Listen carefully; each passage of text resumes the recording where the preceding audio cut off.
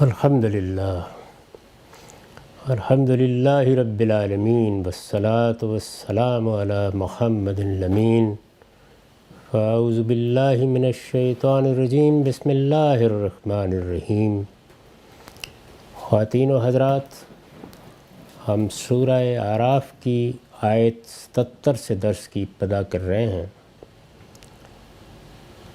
یہ وہی سلسلہ بیان ہے جس میں قرآن مجید تاریخ سے استشہاد کر رہا ہے، یعنی سورہ اعراف کی ابتدا سے جو مباحث پیش کیے گئے اور قریش کو یہ بتایا گیا کہ تمہاری طرف اللہ کے رسول کی بعثت ہو گئی ہے، لہٰذا اب زمین پر ہی ایک عدالت لگا دی جائے گی۔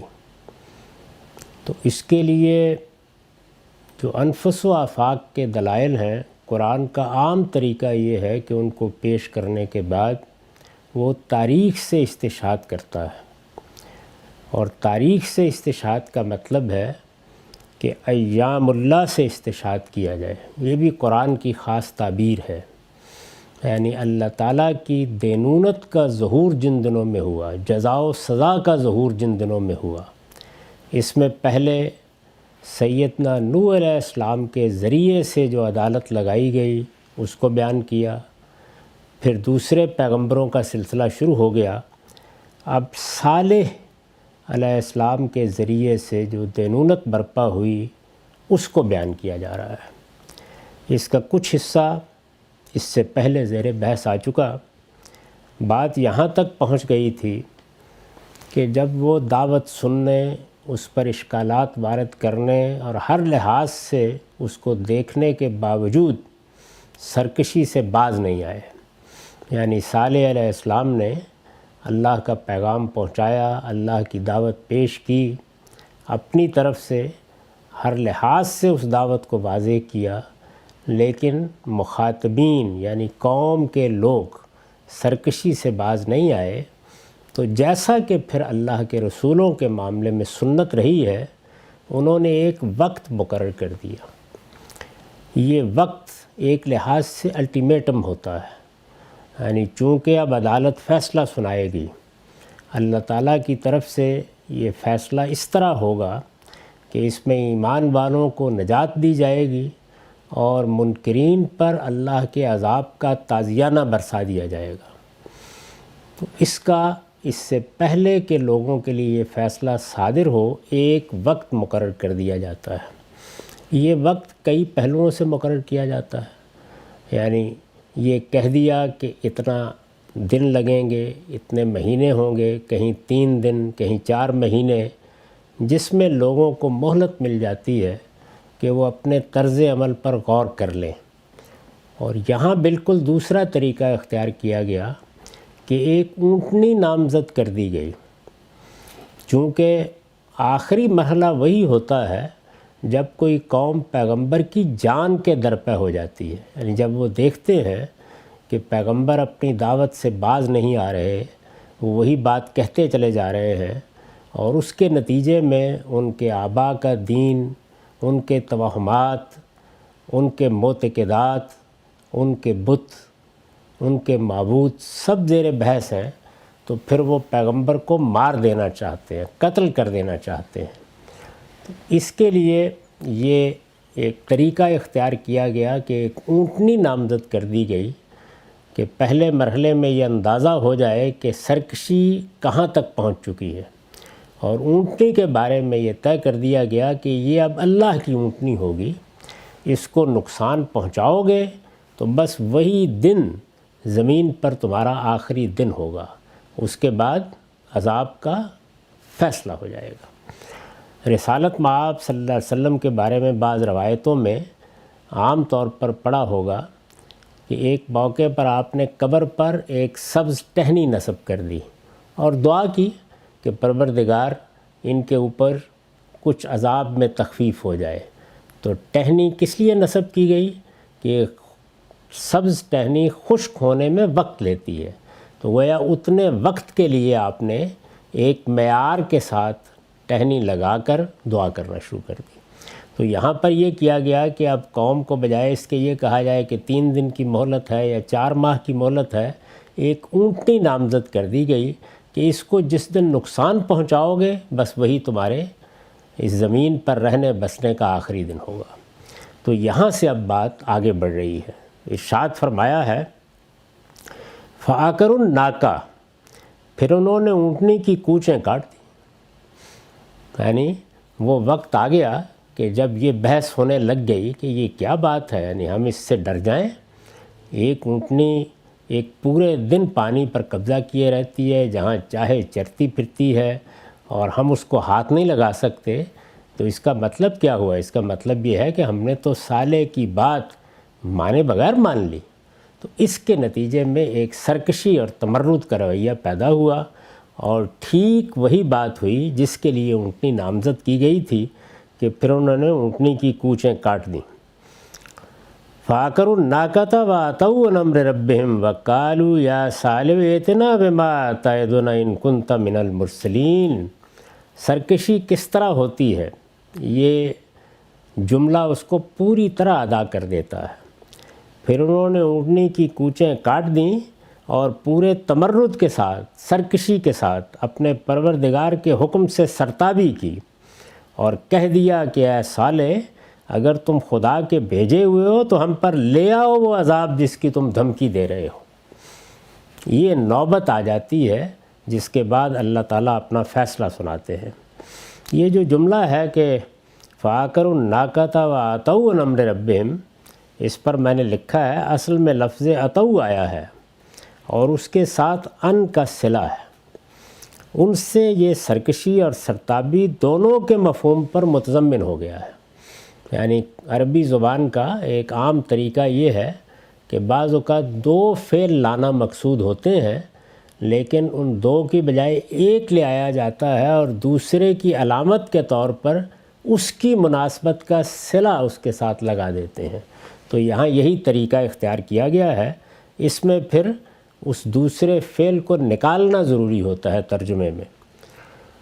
اصل میں لفظ عتو آیا ہے اور اس کے ساتھ ان کا صلہ ہے، اس سے یہ سرکشی اور سرتابی دونوں کے مفہوم پر متضمن ہو گیا ہے۔ اونٹنی کو مارنے کا جرم اگرچہ ان کے ایک سرکش سردار نے کیا تھا، مگر قرآن نے اسے پوری قوم کی طرف منسوب کیا ہے۔ اس کی وجہ یہ ہے کہ باقی متمردین بھی اس پر راضی تھے۔ یعنی جس وقت قومی سطح پر ایک معاملہ ہو رہا ہوتا ہے تو پھر نسبتیں بھی اسی کے لحاظ سے ہوتی ہیں۔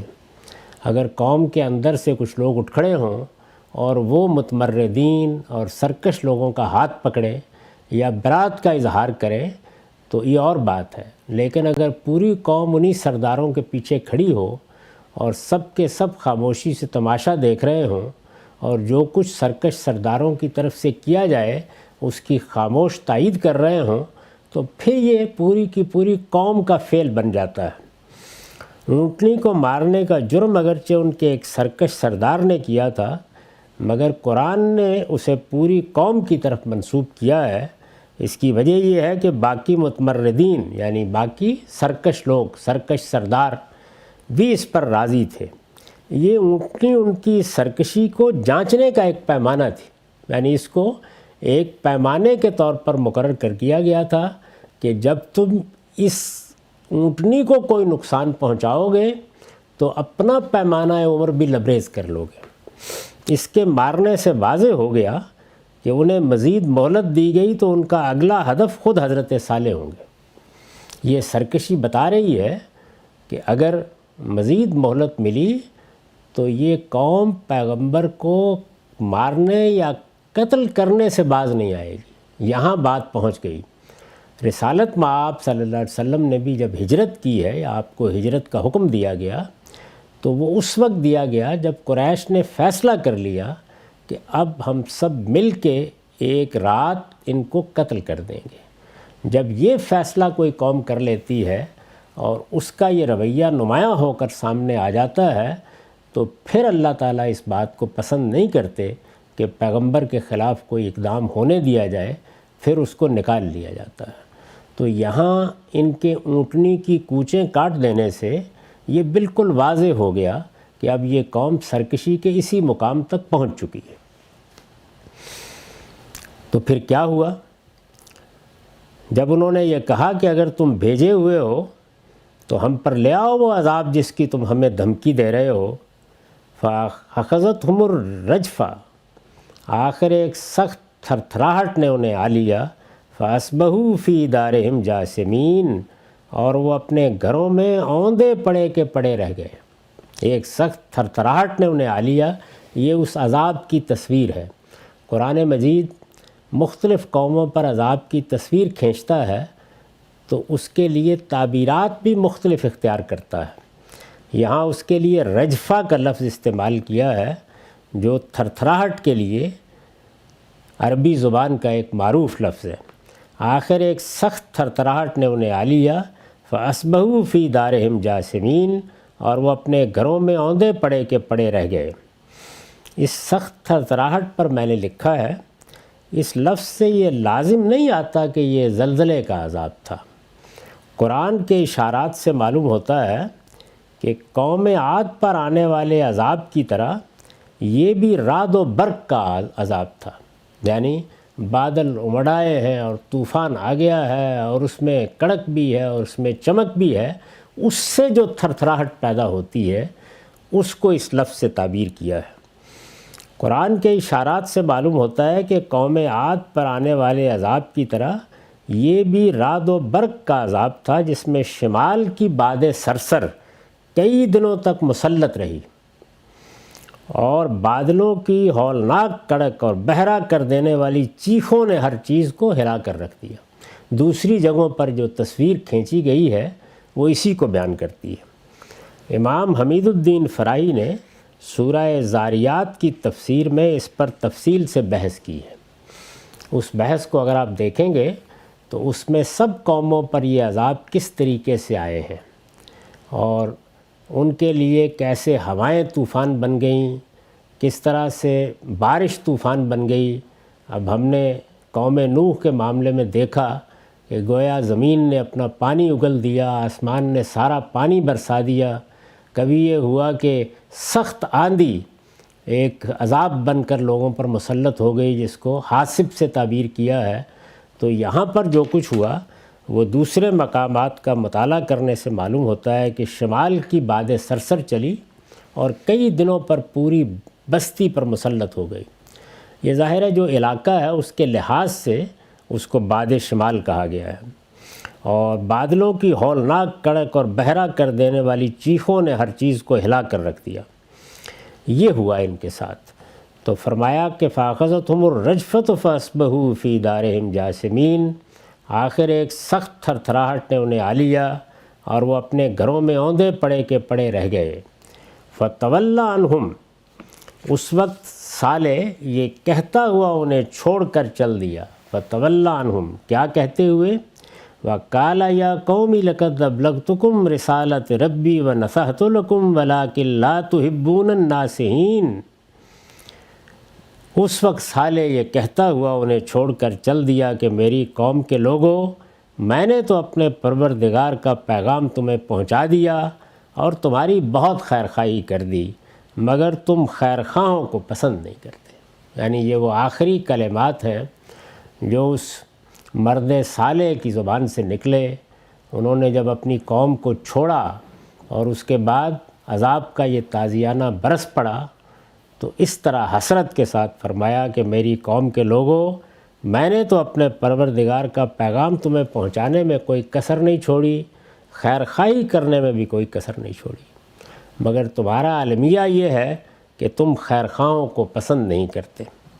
اس پر میں نے لکھا ہے، یعنی عذاب سے ذرا پہلے جب قوم نے اونٹنی کی کونچیں کاٹ دیں، اس موقع کے اوپر صالح علیہ السلام نے یہ الفاظ کہے، اونٹنی کی کونچیں کاٹ دی گئیں، تو اب اس کے معنی یہ تھے کہ اونٹنی اب مر جائے گی۔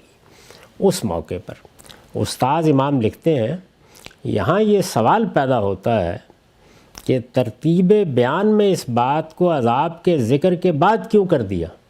یعنی ہونا تو یہ چاہیے تھا نا کہ پہلے بتایا جاتا کہ صالح یہ کہتے ہوئے اپنی قوم کو چھوڑ گیا، پھر عذاب آیا۔ صورتحال کی صحیح تعبیر یہی تھی، لیکن قرآن مجید نے اس کو مقدم مؤخر کر دیا، یعنی عذاب کا پہلے ذکر کیا، جو کچھ انجام ہونا تھا وہ پہلے بیان کر دیا، اور یہ بات جو انہوں نے عذاب کے آنے سے پہلے کہی تھی اس کو بیان میں مؤخر کر دیا۔ تو اس کی وجہ بیان کر رہے ہیں۔ یہاں یہ سوال پیدا ہوتا ہے کہ ترتیب بیان میں اس بات کو عذاب کے ذکر کے بعد کیوں کر دیا؟ اس کا جواب یہ ہے کہ ترتیب میں یہ تقدیم و تاخیر، یعنی وہ بات جو پہلے آنے چاہیے تھی اس کو بعد میں ذکر کیا، اور جو بعد میں آنی چاہیے تھی اس کو پہلے ذکر کر دیا۔ اس کا جواب یہ ہے کہ ترتیب میں یہ تقدیم و تاخیر تقاضۂ بلاغت سے ہوئی ہے۔ ایک خطیب، ایک شاعر، ایک ادیب جب گفتگو کرتا ہے تو وہ مخاطبین کی رعایت سے، مدعا کی رعایت سے اس طرح کی تقدیم و تاخیر کرتا ہے۔ ارتکاب جرم اور اس کے نتیجے کے فوری ظہور کو نمایاں کرنے کے لیے یہاں عذاب کو قتل ناکا کے ساتھ متصل کر دیا، یعنی چونکہ یہ تصویر سامنے لانا مقصود تھا کہ جس وقت انہوں نے جرم کا ارتکاب کیا اس کے فوراً بعد عذاب آ گیا، الٹیمیٹم کی مدت ختم ہو گئی، ادھر انہوں نے اپنا پیمانہ بھرا، ادھر ان کا پیمانہ عمر بھی لبریز ہو گیا۔ اس بات کو اس مبادرت کے ساتھ نمایاں کرنے کے لیے بلاغت کے تقاضے سے یہاں عذاب کو قتل ناکا کے ساتھ متصل کر دیا، یعنی جیسے ہی انہوں نے اونٹنی کی کونچیں کاٹیں تو بس عذاب آ گیا، اور حضرت صالح کی ہجرت کے ذکر کو پیچھے کر دیا۔ گویا جو ہی انہوں نے ناکا کو گزند پہنچا کر خدا کو چیلنج کیا، جب یہ کہہ دیا گیا تھا کہ یہ اللہ کی اونٹنی ہے، تو اب گویا اس اونٹنی کے خلاف کوئی اقدام کرنا اللہ سے بغاوت کرنا تھا، اللہ کے خلاف اقدام کرنا تھا۔ گویا جو ہی انہوں نے ناکا کو گزند پہنچا کر خدا کو چیلنج کیا، عذاب آدھم کا۔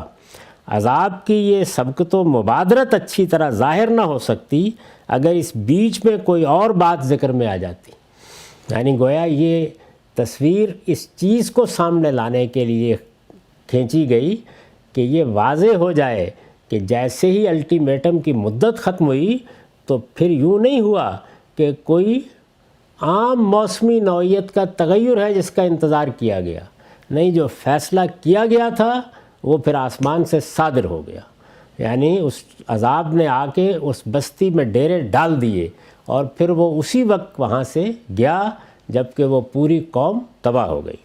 تو اس کو بیان کرنے کے لیے قرآن مجید نے بتقاضۂ بلاغت یہ طریقہ اختیار کیا کہ اونٹنی کی کونچیں کاٹ دیں تو پھر اس طرح سے عذاب آ گیا، اور یہ بات بعد میں بیان کی کہ جب یہ سب ہو رہا تھا تو صالح نے اپنی قوم کو چھوڑتے وقت یہ کہا تھا۔ اب ترتیب کو اگر بالکل واقعات کے لحاظ سے کیجئے تو گویا جب انہوں نے اونٹنی کی کونچیں کاٹ دیں تو حضرت صالح نے اپنی قوم کو چھوڑ دیا، وہ جو 2-4 لوگ ان کے ساتھ ایمان لائے تھے ان کو لے کر نکل گئے، اور جب وہ نکلے تو بس ان کے نکلتے ہی عذاب کا تازیانہ برسنا شروع ہو گیا، یعنی یہ واقعات کی ترتیب ہوئی۔ یہ صالح علیہ السلام کی قوم کا معاملہ تھا، یعنی قوم سمود، جو عاد کے بعد سرزمین عرب میں بڑے غیر معمولی حکم کے ساتھ گویا اقتدار میں آئے۔ اس کے بعد اب قوم لوط کا ذکر ہے۔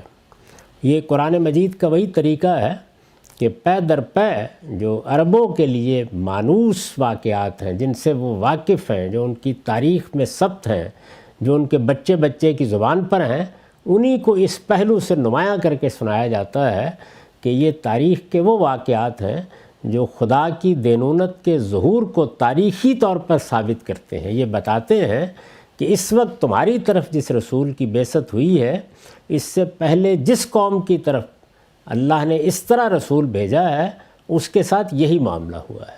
تو گویا قریش کو یہ بتانا مقصود ہے کہ تم کوئی ان سے الگ نہیں ہو، تمہارے ساتھ بھی یہی معاملہ ہوگا۔ یہ مضمون قرآن مجید میں کئی مقامات پر دہرایا جائے گا۔ سورہ قمر میں اسی کے ذیل میں سب پیغمبروں کی دعوت کا ذکر کر کے اور ان کی قوموں کا انجام بیان کر کے یہ کہا ہے کہ کفارکم خیر من اولئکم، یعنی اے قریش مکہ، یہ تمہارے اندر سے جو لوگ اس وقت منکر بن کر کھڑے ہو گئے ہیں تمہارے سردار اور پیغمبر کے مقابلے میں تمرد اور سرکشی دکھا رہے ہیں، تو یہ کوئی پہلے منکرین سے بہتر ہیں؟ ان کے ساتھ بھی وہی معاملہ ہوگا جو قوم صالح کے منکرین کے ساتھ ہوا، جو قوم ہود کے منکرین کے ساتھ ہوا، جو قوم لوط کے منکرین کے ساتھ ہوا، اور اسی طرح سب رسولوں کے منکرین۔ تو اب فرمایا کہ وہ لوطن اذ قال لقومہ، اسی طرح لوط کو بھیجا، یعنی صالح کو بھیجا، پھر فرمایا اسی طرح لوط کو بھیجا۔ اذ قال لقومہ، جب اس نے اپنی قوم سے کہا، کیا کہا؟ اتاتون الفاحشۃ ما سبقکم بہا من احد من العالمین، کیا اس بے حیائی کا ارتکاب کرتے ہو؟ تم سے پہلے دنیا میں کسی قوم نے اس کا ارتکاب نہیں کیا۔ ان کے ہاں چونکہ ایک بڑی برائی قوم کا احاطہ کر چکی تھی، یعنی عام طور پر شرک سے یا شرک کی تردید سے بات کی ابتدا کی جاتی ہے، لیکن یہاں ان کے اس بڑے جرم پر تنبیہ کو مقدم کر دیا ہے۔ تو اس کو بھی سمجھ لیجئے۔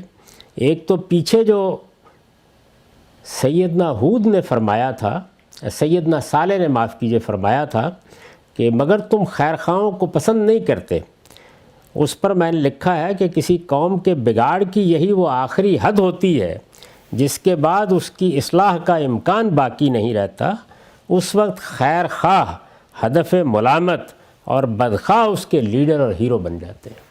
یعنی جب قوم اپنے سچے خیرخواہوں کو پہچاننے سے انکار کر دیتی ہے، پیغمبر اپنی قوم کے سچے خیرخواہ ہوتے ہیں، وہ اللہ کی گرفت سے ان کو بچانے کے لیے تنبیہ بن کر آتے ہیں، وہ انذار کرتے اور خبردار کرتے ہیں۔ اس میں ظاہر ہے کہ پیغمبر کو کیا لینا ہوتا ہے یا اس کی کیا مصلحت ہوتی ہے، اپنی قوم کی خیرخواہی، یہی وہ جذبہ ہے جس کو سامنے رکھ کر وہ اپنے پورے وجود کو اس دعوت کی نظر کر دیتے ہیں۔ اور بعد میں بھی جب اہل علم یہ کام کرتے ہیں تو اسی جذبے سے کرتے ہیں یا انہیں کرنا چاہیے کہ ان کو اس سے کچھ لینا نہیں ہے، وہ تو جو بات ان کی سمجھ میں آ گئی، جو اللہ کی کتاب سے پیغام ان کو مل گیا، جو ہدایت ان پر واضح ہو گئی، بس اس کو اتمام حجت کے درجے تک پہنچا کر واضح کرنا چاہتے ہیں۔ اور واضح کرنے سے مقصود کیا ہوتا ہے کہ اگر قوم کوئی غلط تصور قائم کیے ہوئے ہے، اللہ کے دین کے معاملے میں کسی انحراف میں مبتلا ہو گئی ہے، تو وہ اس سے نکل آئے اور اس سے نکل کر جنت میں اعلیٰ ترین درجہ پانے کے لیے تیار ہو جائے۔ لیکن قوم، اس کی لیڈرشپ عام طور پر سرکشی اختیار کرتی ہے، اور لوگ بھی انہی کو اپنے خیرخواہ سمجھتے ہیں کہ جو ان کی بدعتوں کو سہارا دیتے ہیں، وہ جن تصورات کو جو وہ قائم کر چکے ہوتے ہیں اور توہمات کی حد تک ان کی پرستش کر رہے ہوتے ہیں، انہی کو مختلف دلیلیں فراہم کرتے ہیں۔ اس موقع پر جب متنبہ کیا جائے تو خیرخواہوں کی دشمنی کا اظہار ہوتا ہے، اور یہ بدخواہ جو غلط راستوں پر کسی قوم کو لے جا رہے ہوتے ہیں وہ اس کے ہیرو اور لیڈر بن جاتے ہیں۔ تو یہ پہلو ہے جس کو یہاں سیدنا صالح نے واضح کیا تھا۔ تو میں یہ عرض کر رہا تھا کہ اس کے بعد لوط کا ذکر شروع ہوا۔ اس پر میں نے لکھا ہے حضرت لوط سیدنا ابراہیم علیہ السلام کے بھتیجے تھے۔ ان کی قوم اس علاقے میں رہتی تھی جو شام کے جنوب میں عراق و فلسطین کے درمیان واقع ہے اور آج کل شرق اردن کہلاتا ہے۔ یعنی یہ علاقہ تھا جس میں لوط علیہ السلام کی قوم آباد تھی۔ یہ چونکہ اس قوم میں بیاہے گئے تھے تو اس وجہ سے گویا اسی قوم کے فرد بن گئے تھے، ورنہ یہ خاندان ابراہیم میں سے ہیں، یعنی ان کے بھتیجے ہیں۔ ابراہیم علیہ السلام پر بھی ایمان لائے، صاف معلوم ہوتا ہے کہ انہی کے ساتھ ہجرت کی، اور یہ بھی معلوم ہوتا ہے کہ ایسے صالح تھے کہ پروردگار نے نبوت کے لیے ان کا انتخاب کیا۔ حضرت لوط سیدنا ابراہیم علیہ السلام کے بھتیجے تھے۔ ان کی قوم اس علاقے میں رہتی تھی جو شام کے جنوب میں عراق و فلسطین کے درمیان واقع ہے اور آج کل شرق اردن کہلاتا ہے۔ بائبل میں ان کے سب سے بڑے شہر کا نام سدوم بتایا گیا ہے، یعنی جو سب سے بڑا اس قوم کی بستیوں میں شہر تھا اس کا نام سدوم۔ لوط علیہ السلام ان کے اندر رہ تو رہے تھے لیکن ان کے اندر سے نہیں تھے، یعنی اس قوم کے فرد نسبی لحاظ سے نہیں تھے۔ ان کا تعلق اس قوم کے ساتھ وہی تھا جو حضرت موسیٰ علیہ السلام کا قوم فرعون کے ساتھ تھا، یعنی حضرت موسیٰ بھی قوم فرعون میں سے نہیں تھے بلکہ قبطیوں کے مقابل میں بنی اسرائیل میں سے تھے، لیکن انہیں بھیجا گیا۔ آگے ان کی بیوی کا ذکر جس اسلوب میں ہوا ہے اس سے اشارہ نکلتا ہے کہ ان کی شادی اسی قوم کے اندر ہوئی تھی، یعنی یہ سحری تعلق چونکہ پیدا ہو چکا تھا تو اس وجہ سے یہ موضوع ہوا کہ انہی کو اللہ تعالیٰ اٹھائے اور اٹھا کر اس قوم کے لیے انذار کے منصب پر فائز کر دے۔ ان کی شادی اسی قوم کے اندر ہوئی تھی اور اس لحاظ سے وہ انہی کے ایک فرد بن چکے تھے۔ قوم لوط کے الفاظ قرآن میں اسی رعایت سے آئے ہیں۔ اسی طرح لوط کو بھیجا جب اس نے اپنی قوم سے کہا، کیا اس بے حیائی کا ارتکاب کرتے ہو؟ تم سے پہلے دنیا میں کسی قوم نے اس کا ارتکاب نہیں کیا۔ یہ جو کیا اس برائی کا یا اس بے حیائی کا ارتکاب کرتے ہو، یہ استفہام اظہار نفرت و کراہت کے لیے ہے۔ یعنی جب آپ دیکھیں کہ کوئی شخص ایسا کام کر رہا ہے کہ کسی شریف النفس انسان کو تو اس کی طرف آنکھ اٹھا کے بھی نہیں دیکھنا چاہیے، تو یہ طریقہ اختیار کیا جاتا ہے اظہار نفرت و کراہت کے لیے۔ یہ استفہام اظہار نفرت و کراہت کے لیے ہے، اور آیت میں الفاحشہ کا لفظ بتا رہا ہے کہ بدکاری کی یہ صورت اس قوم میں اس درجے عام تھی کہ متکلم اور مخاطب دونوں نام لیے بغیر محض حرف تعریف سے سمجھ سکتے تھے کہ اس سے کیا مراد ہے۔ یعنی بعض موقعوں کے اوپر ایک چیز ایسی عام ہو چکی ہوتی ہے کہ آپ بس اس کے اوپر ایک جیسے انگریزی زبان میں دی لگا دیتے ہیں، وہ لگا دیجئے تو ہر شخص جو آپ کا مخاطب ہے وہ سمجھ لے گا کہ آپ کس برائی کی طرف اشارہ کر رہے ہیں۔ ویسے تو فاحشہ کا لفظ جنسی انحراف کی ہر صورت کے لیے استعمال ہو سکتا ہے، لیکن یہاں الف لام سے واضح ہو گیا کہ کس جانب اشارہ ہے۔ اتاتون الفاحشہ ما سبقکم بہا من احد من العالمین۔ اب یہ جو فرمایا کہ تم سے پہلے دنیا میں کسی قوم نے اس کا ارتکاب نہیں کیا، اس پر میں نے لکھا ہے یہ پہلے جملے کی طرح یہ جملہ بھی اظہار نفرت و کراہت کے لیے ہے اور اسلوب تعجب کا ہے۔ یعنی قرآن مجید کو پڑھتے ہوئے چونکہ ادب کی زبان ہے، خطابت کا اسلوب ہے، تو اس وجہ سے یہ دیکھنا پڑتا ہے کہ بات کیسے کہی گئی، اور اسلوب تعجب کا ہے۔ آیت میں من احد من العالمین کے جو الفاظ آئے ہیں، یہ جو کہا ہے کہ تم سے پہلے دنیا میں کسی قوم نے اس کا ارتکاب نہیں کیا، یہ افراد میں سے کسی فرد کے معنی میں بھی آ سکتے ہیں اور قوموں میں سے کسی قوم کے معنی میں بھی۔ یعنی یہ جب ہم کہتے ہیں کہ اے شخص تم سے پہلے کسی نے اس کا ارتکاب نہیں کیا، تو یہ گویا فرد کے بارے میں ہوئے، اور جب قوم کے بارے میں تو ظاہر ہے کہ پھر قومی سطح پر بات ہو رہی ہوتی ہے۔ یہاں قوم کے لیے ہے، اور استاذ امام کے الفاظ میں مدعا یہ ہے کہ تم سے پہلے کوئی شامت زدہ سوسائٹی ایسی نہیں گزری جس نے اس غلاظت کو تمہاری طرح اوڑھنا بچھونا بنا لیا ہو۔ یعنی اس کا یہ مطلب نہیں ہے کہ اس سے پہلے کسی کو اس برائی میں ملوث نہیں دیکھا گیا، یہ مطلب نہیں ہے۔ مطلب یہ ہے کہ اس درجے میں، اس سطح پر اس طرح برائی کا ارتکاب کیا جائے کہ وہ گویا قوم کا فیشن بن جائے، یہ اس سے پہلے کبھی نہیں ہوا۔ قرآن کے دوسرے مقامات سے معلوم ہوتا ہے کہ اس برائی نے ان کے اندر ایک فیشن اور تہذیبی روایت کی حیثیت اختیار کر لی تھی۔ اس کے مرتکبین اپنی محافل میں برملا اس کا اظہار کرتے اور اس پر کوئی شرم محسوس نہیں کرتے تھے۔ یہی سبب ہے کہ دوسرے پیغمبروں کی طرح توحید سے اپنی بات کی پدا کرنے کے بجائے لوط علیہ السلام نے سب سے پہلے اسی پر تنبیہ فرمائی۔ یعنی یہاں دو باتوں کی وضاحت مقصود تھی، ایک اس بات کی کہ یہ کیوں کہا کہ اس سے پہلے کسی قوم نے یہ کام نہیں کیا، تو مطلب یہ تھا کہ اس سطح پر نہیں کیا، اس طریقے سے نہیں کیا، اس طرح تہذیب اور فیشن بنا کر نہیں کیا جس سطح پر تم اسے کر رہے ہو۔ ابھی بھی ہم دیکھ رہے ہیں کہ یہ برائی مختلف قوموں میں موجود رہی ہے، افراد میں بھی موجود رہی ہے، اس وقت بھی آپ کو ہر جگہ ملے گی۔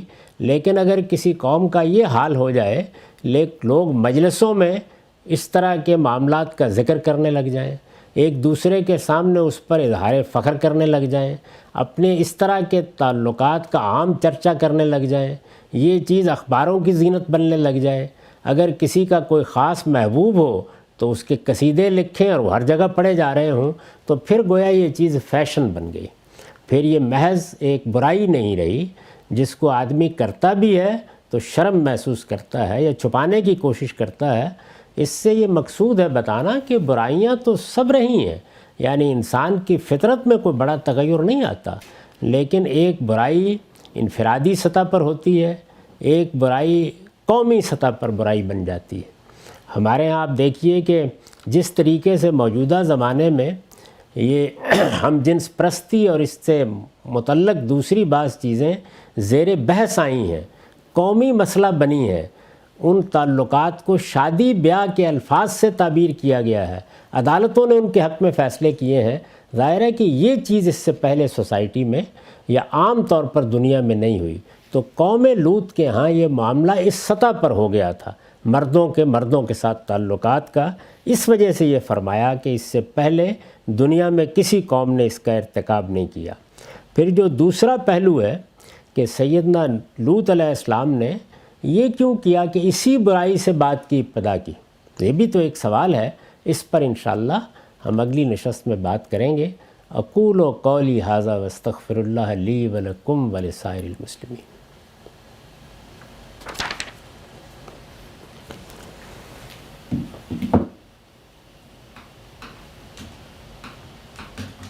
حدیث کا درس کا اعلان کریں۔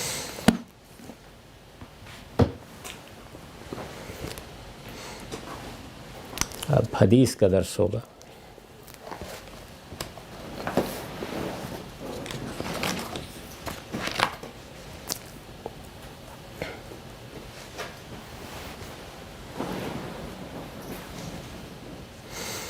بسم اللہ الرحمن الرحیم۔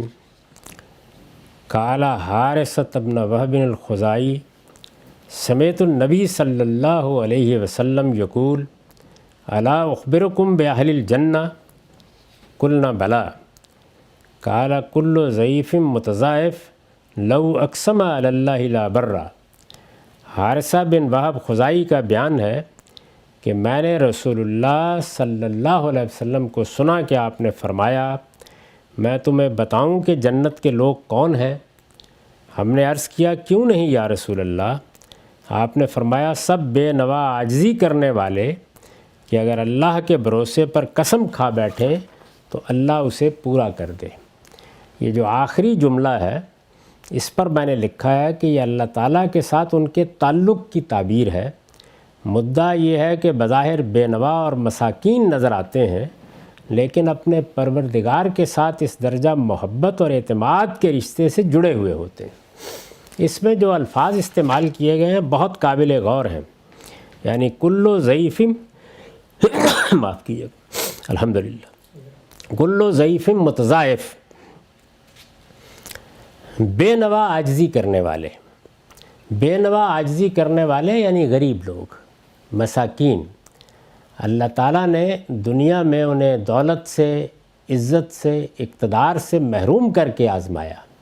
یہ معمولی آزمائش نہیں ہوتی، لیکن بجائے اس کے کہ وہ اس پر شکوہ سنج ہوتے، انہوں نے اس کو اپنے رب کی آزمائش ہی سمجھا اور پھر پورے اعتماد کے ساتھ اپنے رب سے جڑ گئے۔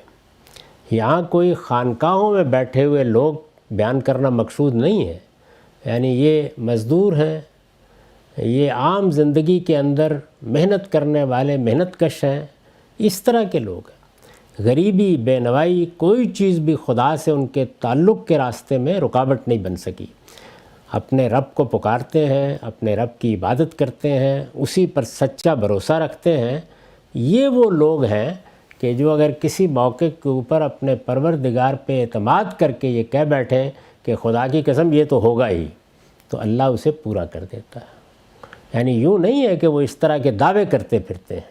اگر کسی موقع پر اس طرح کا کلمہ ان کی زبان سے نکل جائے اور اپنے پروردگار پر اعتماد میں نکل جائے تو ان کا رب ان کی بات کو پورا کرتا ہے، اس لیے کہ وہ جس آزمائش میں مبتلا کیے گئے، جس امتحان میں ڈالے گئے، وہ معمولی نہیں تھا، اور اس سب کچھ کے باوجود انہوں نے اپنے رب سے اپنے تعلق میں کوئی کمزوری نہیں آنے دی۔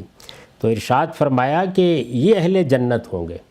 اس طرح کی جو باتیں روایتوں میں آتی ہیں اس کا مطلب یہ نہیں ہوتا کہ دوسروں لوگوں کے جنت میں جانے کی نفی کی جا رہی ہے، بلکہ ان پہلوؤں کو نمایاں کیا جاتا ہے کہ وہ جنت میں جانے کے لیے آدمی کے کردار اور سیرت میں نمایاں ہونے چاہیے۔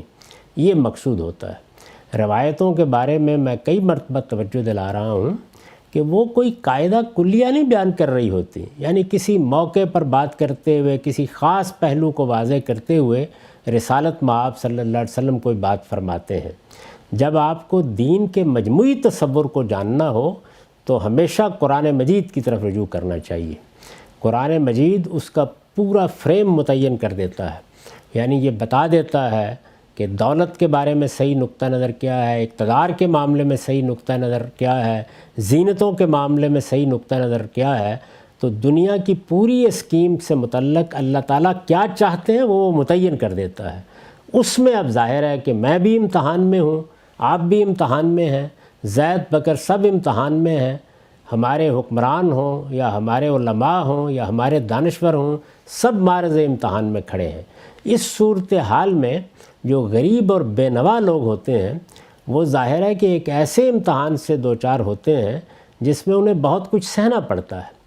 اس میں یہ خاص طریقے پر اللہ تعالیٰ کے پیغمبر نے ان کی حوصلہ افزائی بھی فرمائی اور گویا اس طرح یہ بتا دیا کہ خدا کی جنت تمہارا انتظار کر رہی ہے، پریشان ہونے کی بات نہیں، اور دنیا میں بھی اگر اپنے رب پر سچا اعتماد رکھتے ہو تو اللہ تمہاری بات پوری کر دیتا ہے۔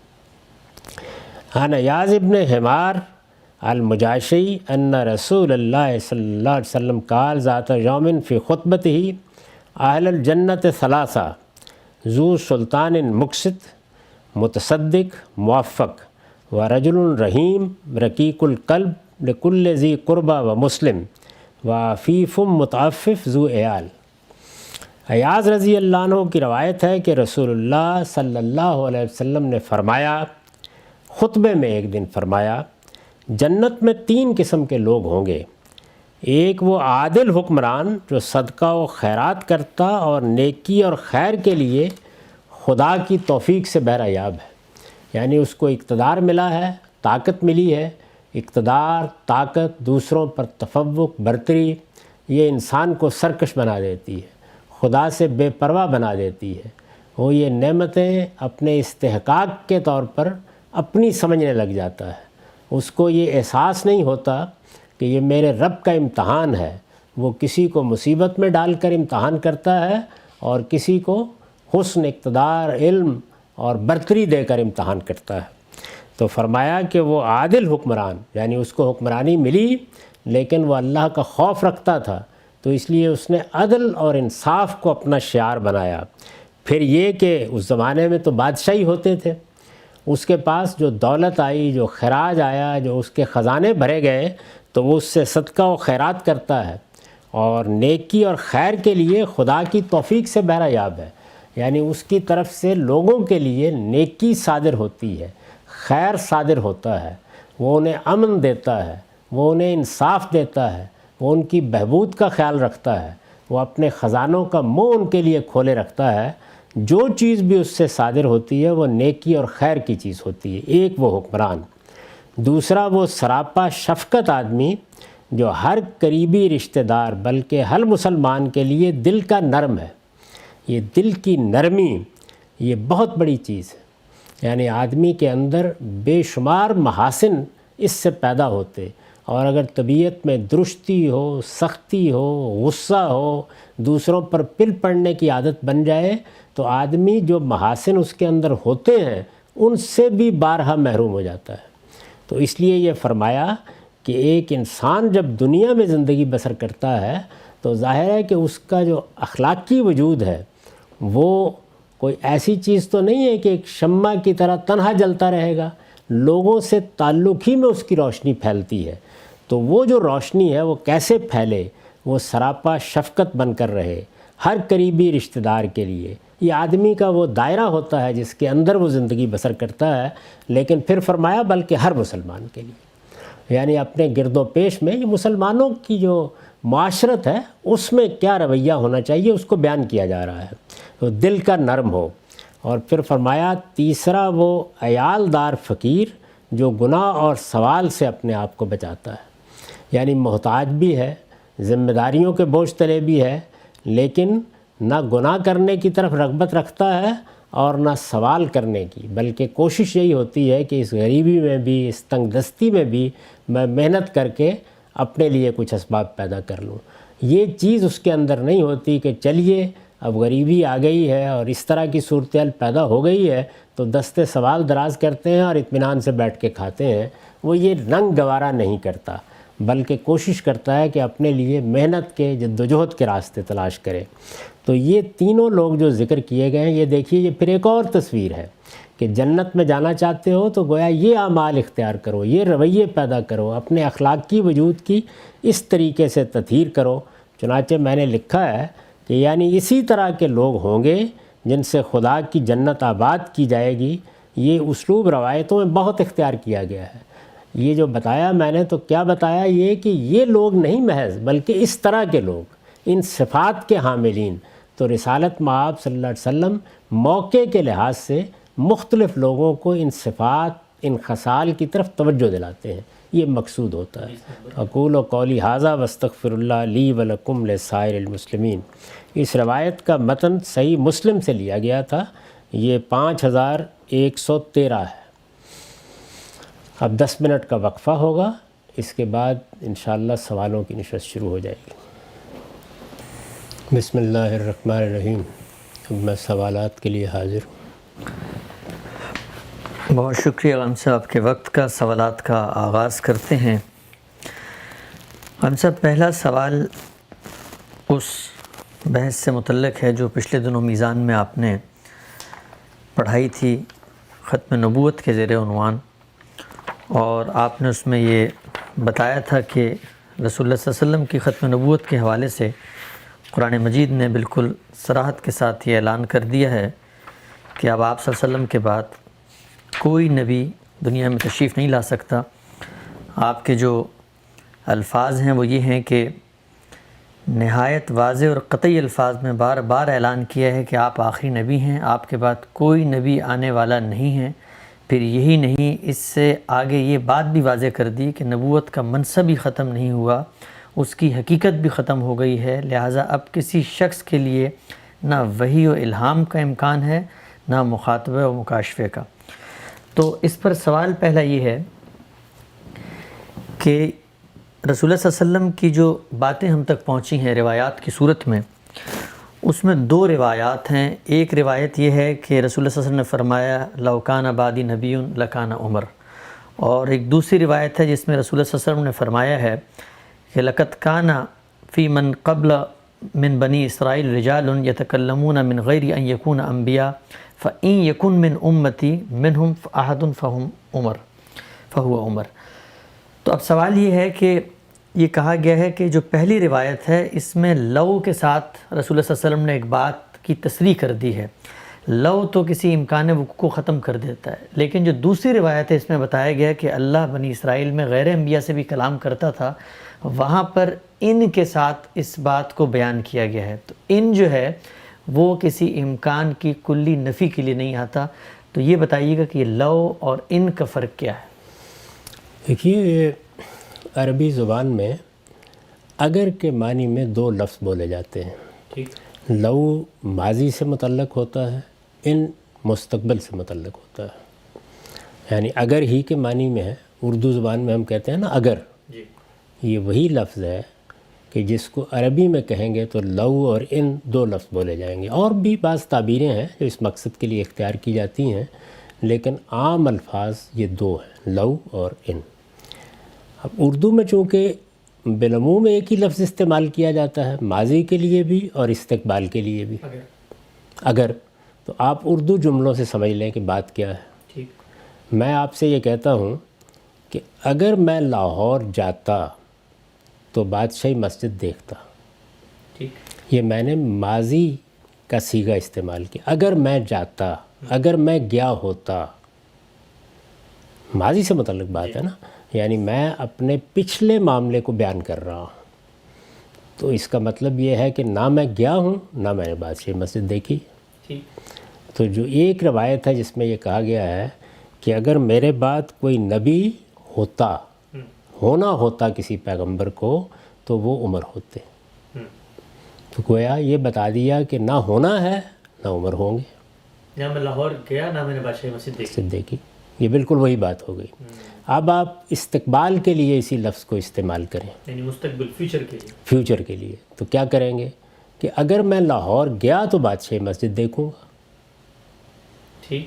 اب گیا تو اس کا مطلب یہ ہے کہ امکان ہے کہ جائیں. یہ اس بات پر دلالت نہیں کرتا، امکان پر دلالت کرتا ہے. یعنی یوں نہیں ہے کہ جیسے ہی میں یہ جملہ بولوں گا تو اب اس کا مطلب یہ ہے کہ میں تو لاہور جاؤں گا ہی، یا میرا لاہور جانا طے ہو گیا ہے، یا اب لاہور جانے کا معاملہ ایسا ہے کہ جس کی نفی نہیں کی جا سکتی. اس میں جو امکان ظاہر کیا گیا ہے، اگر میں گیا، اگر میں جاؤں گا. تو اگر میں جاؤں گا جب آپ بولتے ہیں تو عربی میں اس میں ان بولیں گے. تو اس وجہ سے عام آدمی یہ خیال کرتا ہے کہ معلوم نہیں یہ کیا پیچیدہ بحث ہمارے سامنے آ گئی. یہ بڑی سادہ سی بات ہے. اب ظاہر ہے کہ ایک روایت میں لو استعمال ہوا ہے، دوسرے میں ان استعمال ہوا ہے. تو گویا ان سے یہ استدلال کیا جا سکتا ہے کہ رسالت مآب صلی اللہ علیہ وسلم نے نفی نہیں کی، امکان کا اظہار کر دیا ہے. یعنی اگر ایسا ہوا کوئی شخص یہ استدلال کر سکتا ہے، کوئی شخص یہ استدلال کر سکتا ہے. تو اگر اتنی بات کوئی آدمی کہتا ہے تو وہ اصل میں اسلوب کی حد تک بات ٹھیک ہے. ٹھیک. یعنی یہ بالکل صحیح ہے کہ جب میں نے یہ کہہ دیا کہ اگر میں کبھی گیا ہوتا لاہور تو میں نے بادشاہی مسجد دیکھی ہوتی، تو یہاں تو اصل میں ماضی میں جانے کی بھی نفی ہو گئی، بادشاہی مسجد کو دیکھنے کی بھی نفی ہو گئی. لیکن اگر جملہ یہ ہے کہ اگر میں لاہور جاؤں گا، اگر کبھی جاؤں گا تو بادشاہی مسجد دیکھوں گا، تو یہاں ظاہر بات ہے کہ یہ امکان موجود ہے کہ میں جاؤں گا دیکھ لوں گا. اب یہ بات کون کہہ رہا ہے؟ یہ خدا کا آخری پیغمبر کہہ رہا ہے. یعنی آخری پیغمبر کا مطلب جانتے ہیں کیا ہے؟ یعنی خدا کا رشتہ اب ختم ہو رہا ہے دنیا کے ساتھ. جس نے یہ خبر دینی تھی خدا کی طرف سے کہ کیا ہونے والا ہے، وہ آخری شخصیت دنیا سے جا رہی ہے. تو سوال یہ ہے کہ جس امکان کا آپ نے ذکر کیا تھا، کیا اپنی پوری زندگی میں پھر آپ نے اس امکان کو اس بات میں بدلا؟ یعنی دنیا سے جانے سے پہلے اب کوئی اور تو خبر دینے نہیں آئے گا نا. آپ نے ہمیں خبریں دیں اپنے بعد کے بارے میں، میرے بعد ایک اس طرح کی حکومت قائم ہوگی، یہ تغیرات آئیں گے، یہ تبدیلیاں آئیں گی. اسی طرح قیامت کی علامات بیان کیں. دنیا میں بعض جو بڑے واقعات اس امت کے ساتھ ہونے والے تھے ان کا ذکر کیا. جو فتنہ کبریٰ آپ کے بعد پیدا ہوا اس سے متعلق ہدایات دیں. تو یہ بتایا کہ یہ تمہارے ساتھ ہوگا. تو یہ تو بہت بڑی بات تھی کہ اگر رسالت مآب صلی اللہ علیہ وسلم کے بعد آسمان سے کوئی رشتہ بھی قائم رہنے والا تھا کسی شخص کے ساتھ تو آپ بتاتے کہ یہ ہوگا. تو اس میں اس بات نہیں ہے، امکان کا ذکر کیا آپ نے کہ اگر ایسا ہوا. اب ظاہر ہے کہ جب یہ آپ نے فرمایا تو کب فرمایا؟ کیا اس وقت آپ کے لیے ختم نبوت کی یہ پوری بات واضح کر دی گئی تھی؟ یعنی نبوت آپ پر ختم ہو جائے گی، یہ تو پرانے صحیفوں سے بھی واضح تھا، یہ قرآن مجید کی تصریحات سے بھی واضح تھا. اس کے بارے میں تو یہ باور نہیں کیا جا سکتا کہ رسالت مآب صلی اللہ علیہ وسلم جب دنیا میں تشریف لائے تو آپ نہیں جانتے تھے کہ آپ آخری نبی ہیں. آپ جانتے تھے، آپ کو معلوم تھا کہ خدا کی آخری حجت آپ کے ذریعے سے قائم کی جا رہی ہے. تو بحث یہ نہیں ہے یہ کہ میرے بعد کیا نبوت محض ایک منصب کی حیثیت سے ختم ہو رہی ہے، یا اللہ تعالیٰ کی طرف سے جو یہاں لفظ آپ نے استعمال کیا تحدیث، بات کرنے کا رشتہ ہی ختم ہو رہا ہے. تو اگر یہ رشتہ رسالت مآب صلی اللہ علیہ وسلم نے بعد میں واضح کیا کہ ختم ہوا یا نہیں ہوا، تو سوال یہ ہے کہ استدلال امکان سے کیا جائے گا یا آپ کی اس تصریح سے کیا جائے گا. یعنی کسی موقع پر آپ نے یہ فرمایا کہ اگر میرے بعد، یعنی یہ تو اس سے بھی واضح ہے کہ نبوت ختم ہو گئی. البتہ جو لوگ نبی نہیں ہوتے تھے ان سے بھی اللہ تعالیٰ کبھی بات کر لیتے تھے ماضی میں. یعنی میری بعثت سے پہلے جب نبوت کا سلسلہ جاری تھا تو اللہ تعالیٰ کبھی کبھی غیر نبیوں سے بھی بات کر لیتے تھے. اس کو تحدیث کے لفظ سے رسول اللہ صلی اللہ علیہ وسلم نے ادا کیا. یہ جو لفظ استعمال ہوا روایت میں وہ محدثون ہیں جن سے بات کر لی جاتی تھی. تو یہاں آپ نے یہ نہیں کہا کہ ایسا ہوگا، یہ کہا اگر ایسا ہوا تو وہ عمر ہوں گے. اب دو چیزیں دیکھیے. دوسری روایت میں آپ اعلان فرما رہے ہیں کہ میرے اوپر صرف نبوت ختم نہیں کی گئی بلکہ نبوت کی حقیقت ختم کر دی گئی۔ لم يبق من النبوہ، یہ بہترین موقع تھا نا کہ آپ یہ بتاتے کہ نہیں تحدیث باقی ہے، یعنی اس بات تو تب کرنا تھا۔ اب کس میں یہ ہمت ہے کہ وہ کہے کہ جس چیز کے بارے میں پیغمبر نے یہ کہا تھا کہ اگر ایسا ہوا، تو اگر ایسا ہوا میں تو امکان کا ذکر ہو رہا ہے کہ اگر اللہ نے یہ فیصلہ کیا، اب کون بتائے گا کہ یہ فیصلہ اللہ نے کر دیا ہے؟ تو رسالت مآب صلی اللہ علیہ وسلم نے پھر اس کے بعد وضاحت کر دی اس بات کی۔ ظاہر ہے کسی دوسرے موقع پر فرمایا ہوگا کہ لم یبق من النبوۃ الا المبشرات، نہیں، نبوت کی حقیقت ہی ختم ہو گئی۔ اس روایت سے متعلق بھی بعض اہل علم یہ کہتے ہیں کہ صحابہ کو آپ نے ایک موقع پر تسلی دلائی، یعنی جس وقت یہ کہا کہ نبوت اور رسالت کا سلسلہ ختم ہو گیا، انقطعت النبوۃ والرسالہ، تو یہ بات صحابہ پر شاک گزری۔ میں اس وقت اس پر بحث نہیں کرتا کیوں شاک گزری، یعنی وہ کیا توقع رکھتے تھے، لیکن چلیے تھوڑی دیر کے لیے مان لیں کہ انہوں نے محسوس کیا کہ اچھا اب یہ جو نئی امت بن رہی ہے اس میں اللہ تعالیٰ سے کوئی رابطہ باقی نہیں رہے گا۔ تو یہ روایت میں آتا ہے، یعنی اسی روایت کے ایک دوسرے طریق میں، کہ شاک گزری۔ یہ تو بہترین موقع تھا اس کا کہ آپ یہ فرماتے کہ کیوں پریشان ہو رہے ہو، بات تو ہوتی رہے گی۔ یعنی یہ ایک کمتر چیز کو بیان کرنے کا موقع نہیں تھا، بلکہ اگر تحدیث نام کی کوئی چیز باقی تھی تو اس کو بیان کرنے کا موقع تھا۔ تو حضور نے فرمایا کہ نہیں، کوئی چیز باقی نہیں رہی، اب یہ سارے معاملات ختم ہو گئے، اور اس موقع پر فرمایا کہ صرف مبشرات باقی رہ گئے ہیں۔ اس میں بھی صحابہ نے پوچھا ہے، ظاہر ہے کہ وہ جاننا چاہتے ہیں کہ مبشرات کی کیا صورت ہوگی، تو آپ فرما سکتے تھے کہ اللہ تعالیٰ کسی کو کوئی بشارت دے دے۔ آپ نے یہ نہیں کہا، آپ نے فرمایا الرؤیا الصالحہ، نہیں، صرف خواب کے ذریعے سے اس طرح کی کوئی بشارت مل جائے اس کا دروازہ بند نہیں کیا گیا۔ تو اس لیے جب رسالت مآب صلی اللہ علیہ وسلم کی نسبت سے ہم کوئی بات بیان کریں گے تو اگر ایک جگہ آپ نے امکان کا ذکر کیا تو دوسری جگہ آپ نے اس کی نفی کر دی۔ صحیح۔ تو آپ ہی نے یہ بتانا تھا کہ وہ جو میں نے کہا تھا کہ اگر ہوا تو ہوگا، یہ آپ ہی بتائیں گے نا، اب اور کون بتائے گا؟ تو آپ نے اس کے بالکل برخلاف یہ بتایا کہ یہ راستہ بند کر دیا گیا ہے۔ میں آپ سے یہ عرض کروں کہ یہ راستہ ہر لحاظ سے بند ہونا ضروری ہے۔ میں ایک چیز کی طرف توجہ دلاؤں گا آپ کو۔ قرآن مجید یہ کہتا ہے کہ جس وقت قرآن کے نزول کا فیصلہ کیا گیا تو جنات اس سے پہلے کچھ آسمان کے قریب جا کے سن گن لے لیتے تھے۔ فرشتے جب اللہ تعالیٰ کا حکم لے کے آتے تھے تو کہیں نہ کہیں بیٹھ جاتے تھے اور کوئی بات سن لی، کوئی چیز اچک لی، کچھ نہ کچھ ان کو معلومات ہو جاتی تھی۔ اس سے ان کا کاروبار چلتا رہتا تھا۔ یہ جو کہانت کا کاروبار ہے یہ سارا اسی پر چلتا ہے۔ وہ اپنے عاملوں سے کچھ رابطے کر لیتے تھے۔ اس کی تصویر کھینچی ہے قرآن مجید نے کہ ایک ربط جنوں کے لوگوں کے ساتھ اور انسانوں میں سے کچھ لوگوں کے ساتھ رہتا تھا، لیکن جیسے ہی قرآن کے نزول کا فیصلہ کیا گیا تو خود جنات کی یہ شہادت قرآن میں نقل ہوئی ہے کہ اب ہمیں کھدیڑ دیا جاتا ہے، پہرے لگا دیے گئے ہیں، ہر طرف سے راستے بند کر دیے گئے ہیں۔ تو جس طرح قرآن کے نزول کے وقت وہ راستے بند کرنے ضروری تھے، اسی طرح قرآن مجید نازل ہو گیا، پیغمبر پر نبوت ختم کر دی گئی، تو اب کوئی راستہ کیسے کھلا رکھا جا سکتا تھا؟ تو رسول اللہ صلی اللہ علیہ وسلم نے اگر ایک موقع پر امکان کا ذکر کیا تو یہ آپ ہی تھے کہ جن کو بتانا تھا کہ کیا پھر وہ امکان کوئی ہے؟ یہ اس بات کون کرے گا؟ اب یہ میں نہیں کر سکتا۔ تو یہ عجیب بات ہے کہ ہم یہ کہیں کہ ایک موقع پر حضور نے یہ فرمایا تھا، اس لیے کہیں سوئی کے برابر جگہ تو ہے، کہیں سے بات ہو جائے گی، نہیں، دوسری جگہ یہ بالکل واضح کر دیا، اور وہاں یہ مثال نہیں دی گئی۔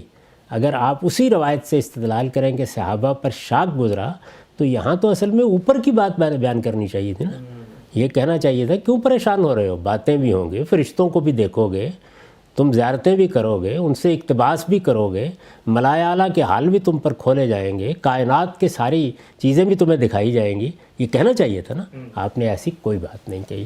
تو اس لیے ساری باتوں کو سامنے رکھنے کے بعد یہ بالکل واضح ہو جاتا ہے کہ یہ دروازہ پوری طرح بند کر دیا گیا ہے، اور اس کو پوری طرح ہی بند ہونا چاہیے تھا۔ چنانچہ اب اس کا کوئی امکان نہیں۔ اس کے ہرگز یہ معنی نہیں ہے کہ وہ مکاشفے یا وہ کشف یا وہ چیزیں جو عام زندگی میں ہوتی ہیں. یعنی اللہ تعالیٰ بہت سی چیزیں آپ کو سجھا دیتا ہے.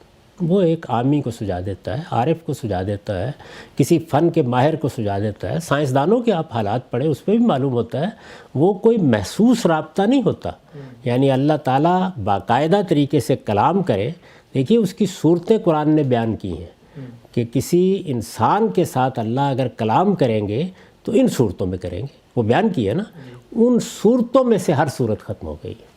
اس لیے کہ وہ صورتیں اللہ تعالیٰ نبوت کے معاملے ہی میں اختیار کرتے تھے. تو یہ بات اس میں کوئی شبہ نہیں کہ ایک امکان کو ظاہر کرتی تھی, لیکن اس امکان کو واقعہ بنانا کس نے تھا؟ میں نے, آپ نے, کسی مجتہد نے؟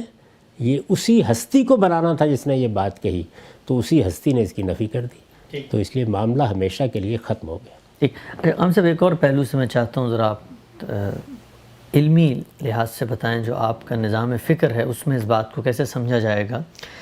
ہم یہ جانتے ہیں کہ قرآن مجید کی ایک آیت ہے خاتم النبیین کی, بالکل واضح, دو ٹوک. دوسری جگہ بتا دیے کذالک جعلناکم امۃ وسطا لتکونوا شہداء علی الناس ویکون الرسول علیکم شہیدا. کوئی امکان باقی ہوتا رسالت کا یا رسالت سے متعلق کسی دوسری چیز کا, اس کی کوئی نوعیت یا حقیقت بدلتی, وہاں واضح ہوتا. کچھ بھی نہیں ہے, قرآن مجید خالی ہے, بلکہ خاتم النبیین میں تو بالکل انکار میں کھڑا ہوا ہے. اب اس کے بعد یہ روایات کا معاملہ ہے. روایات میں ہم یہ جانتے ہیں کہ لوگ ان کو نقل کرتے ہیں. ابھی جو میں نے آپ کے سامنے روایت پڑھی اس میں ایک جگہ محدث ہے, ایک جگہ یہ ہے کہ کلام کرتے ہیں, پھر ان کا لفظ آ گیا ہے. میرا سوال آپ سے یہ ہے کہ مثال کے طور پہ اگر کوئی امکان یا روایت میں کوئی ایسی بات پتہ چل رہی ہے جو قرآن مجید کی وہ جو اصل آیت ہے اس کو ڈسٹرب کرتی ہے, تو ہونا کیا چاہیے علمی لحاظ سے؟ یعنی اگر ہم اس کو مان لیتے کہ کچھ اس میں بات آ گئی ہے, کچھ الفاظ ہیں, روایت بالمعنی ہے, لوگوں نے رسول اللہ کے کیا الفاظ تھے ہم تو قطعیت سے نہیں کہہ سکتے, اپروچ کیا ہونی چاہیے اس میں کہ روایت کے الفاظ کی توجیہ ہو یا اس کو سمجھا جائے, یا قرآن مجید کا وہ جو بالکل واضح ایک حکم ہے اس کے اندر گیپ تلاش کیا جائے؟ نہیں, قرآن مجید ہی پر آپ انحصار کریں گے ہر حال میں, اس لیے کہ جس وقت کسی چیز کو قرآن موضوع بنا لیتا ہے تو اس کے بعد تو بحث کا خاتمہ ہو جاتا ہے. روایت اس کی شرح کر دے گی, اس کے مدعا کو واضح کر دے گی, اس کے بارے میں کسی اٹھنے والے سوال کا جواب دے دے گی. یعنی ہم ایک چیز کو قرآن مجید سے سمجھ رہے ہوتے ہیں تو گویا فیصلہ کن ہو جاتا ہے پیغمبر کا فہم, وہ اگر سامنے آ جاتا ہے. آپ کے علم میں ہوگا کہ عبداللہ بن مسعود رضی اللہ عنہ نے ایک موقع کے اوپر کوئی رائے دی دینی معاملے میں, اور پھر انہیں بتایا گیا کہ حضور نے بھی یہی رائے دی تھی, تو وہ بہت خوش ہوئے, انہوں نے اللہ کا شکر ادا کیا کہ گویا آپ کی طرف سے بھی تصویب ہو گئی. تو دین کا علم سب سے پہلے ہماری روایت میں محمد الرسول اللہ ہی سے صادر ہوگا. آپ ہی اللہ تعالیٰ کی طرف سے گویا مامور ہیں کہ ہمیں دین سمجھائیں, دین بتائیں. تو اس حیثیت سے اگر آپ نے کسی چیز کی وضاحت کر دی ہے تو وہ وضاحت حتمی ہو جائے گی, لیکن قرآن مجید کے الفاظ اسے قبول کریں گے تو تب نا. تو اصل میں تو وہ چیز قرآن کے مضمرات کو کھولے گی ہر حال میں, ورنہ تو وہ خود ایک دین میں اجنبی چیز بن جائے گی. وہ خود اپنے ثبوت کے لیے اس کی محتاج ہے کہ قرآن اس کو قبول کر لے.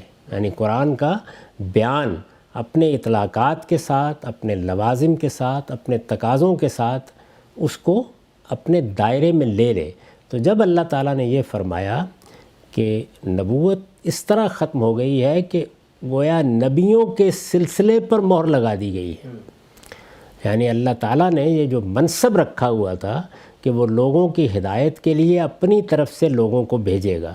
تو اب دیکھیے, ہدایت کے لیے دین بتانا, ہدایت کے لیے کسی حکم کی وضاحت کرنا, ہدایت کے لیے بندوں کو کوئی تعلیم دینا, ہدایت کے لیے کسی شخص کو اس منصب پر مامور کرنا, یہ ساری چیزیں مل کر نبی بنتی ہیں.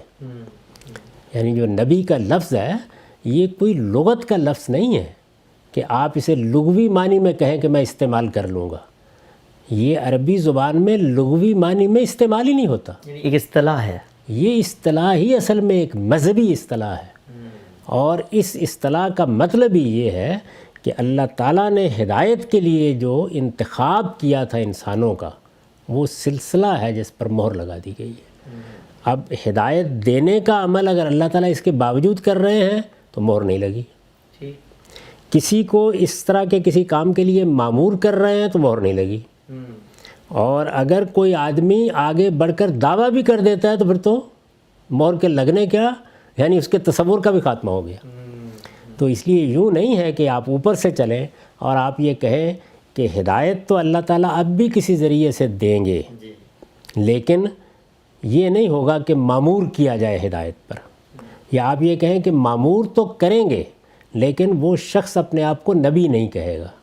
نہیں، نبوت ایک پورا پیکج ہے، یعنی اللہ کی طرف سے ہدایت دینے کے لیے کسی فرد کا انتخاب کرنا، اسے ہدایت پہنچانے کے لیے معمور کرنا، اور اس سے یہ کہنا کہ تم نبی کی حیثیت سے اپنے آپ کو پیش کرو، اب لوگ تمہاری پیروی کریں گے۔ یہ پوری بات ہے۔ تو جب کہا جائے گا کہ خاتم النبیین تو اس کا مطلب ہے یہ پورا کا پورا مسئلہ ہی ختم ہو گیا۔ تو اس وجہ سے حدیث اس کی وضاحت ہے۔ جب رسول اللہ صلی اللہ علیہ وسلم نے یہ فرمایا کہ لم یبقى من النبوہ، کوئی چیز باقی نہیں رہی، تو اس کا مطلب یہ ہے کہ نبوت کا وہ پورا سلسلہ اپنی حقیقت کے لحاظ سے ختم ہو گیا ہے۔ تو اس لیے میرے نزدیک یوں نہیں ہے کہ قرآن مجید میں کوئی ابہام تھا جس کو اس نے واضح کیا۔ قرآن مجید واضح تھا اس معاملے میں، اسی کا ایک پہلو ہے جس کو رسول اللہ صلی اللہ علیہ وسلم نے لوگوں کے سامنے رکھ دیا، اور اگر وہ تسلی دینے کا موقع تھا تو میں یہ کہتا ہوں کہ یہ خود تسلی دینے کا موقع بتا رہا ہے کہ پھر تو بات بڑھ کے کہنی چاہیے تھی، پھر مثال بھی دینی تھی تو تحدیث کی مثال دینی چاہیے تھی، جس کا خود دوسری روایت میں ذکر ہے کہ پہلی امتوں میں یہ ہوتا تھا، لیکن حضور نے اس کی پوری طرح نفی کر دی۔ اس لیے میں اس کو آخری درجے میں نفی کے معنی میں لیتا ہوں۔ میرے نزدیک آیت ختم نبوت بھی تنہا ہوتی تو اس کا مطلب بھی یہی تھا، اور اس روایت کے بعد تو کسی بحث کسی نزاع کا دروازہ ہی بند ہو جانا چاہیے، یعنی اب نبوت اپنی حقیقت کے لحاظ سے ہمیشہ ہمیشہ کے لیے مہر بند کر دی گئی ہے۔ کوئی شخص بھی اللہ تعالیٰ کی طرف سے نہ صرف یہ کہ اس نوعیت کے مخاطبے سے سرفراز نہیں کیا جائے گا، بلکہ وہ اس کام کے لیے معمور بھی نہیں کیا جائے گا، اور نبی کا لفظ استعمال کرنا یہ تو آخری درجے کی سرکشی ہوگی، اللہ تعالیٰ سے بغاوت ہوگی، کیونکہ یہ کہہ دیا گیا ہے کہ اس کا کوئی امکان نہیں ہے۔ تو یہ اس آیت کی اور ان روایتوں کی میری انڈرسٹینڈنگ ہے، میں اس کو ایسے دیکھتا ہوں، اور میرے نزدیک اگر سوئی کے برابر بھی آپ سوراخ باقی رکھیں گے تو اس امت کی تاریخ بتا رہی ہے کہ لوگ اس میں سے ہاتھی گزار دیں گے۔ اس لیے اس کو ہر لحاظ سے بند کیا گیا ہے، اس کو ایسے ہی سمجھنا چاہیے، اس کو اسی طرح بیان کر دینا چاہیے۔